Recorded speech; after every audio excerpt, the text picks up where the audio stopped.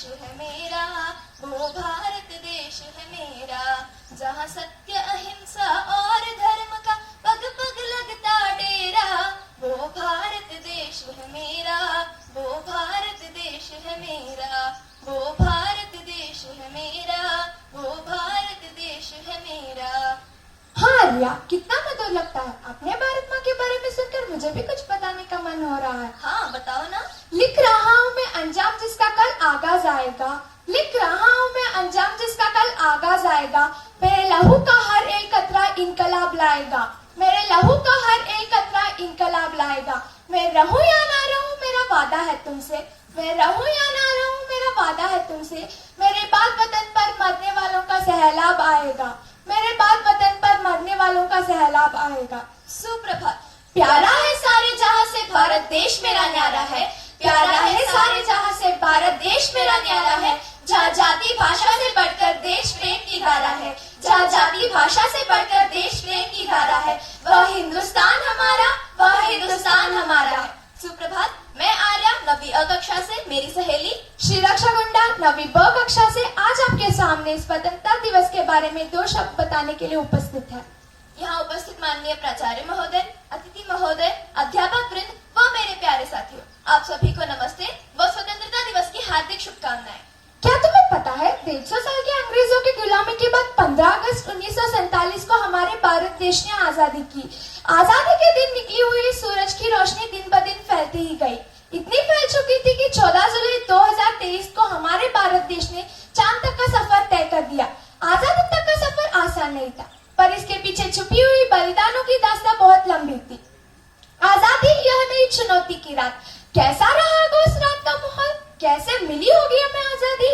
आइए फिर एक बार जीते हैं आजादी के वे ऐतिहासिक पल, वो 14 और 15 अगस्त 1947 की वो रात। हाँ, आजादी का मतलब तो सिर्फ वही समझ सकते हैं जिन्होंने कभी गुलामी की हो। और सोचो हम कितने भाग्यशाली हैं जो हमारा जन्म स्वतंत्र भारत में हुआ है और हम खुली सांस ले पा रहे हैं। हमें जो आजादी मिली है वह मुफ्त में नहीं मिली। न जाने कितने घरों के चिराग बुझे होंगे, कितनी सुहागिनों की चूड़ियां टूटी होंगी, सिंदूर मिटा होगा, कितनी माओ का आंचल सुना पड़ा होगा। यह सब सोचकर ही सांस थम सी जाती है, रूह कांप उठता है।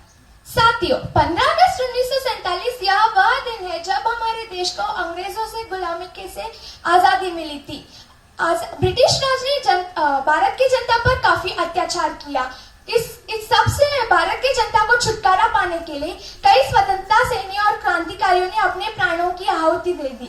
भारत को आजाद करने में महात्मा गांधी, भगत सिंह, लाला लाजपत राय, मंगल पांडे, राजगुरु, सुखदेव जैसे अनेक कई क्रांतिकारी और स्वतंत्रता सेनानियों का अहम योगदान रहा है।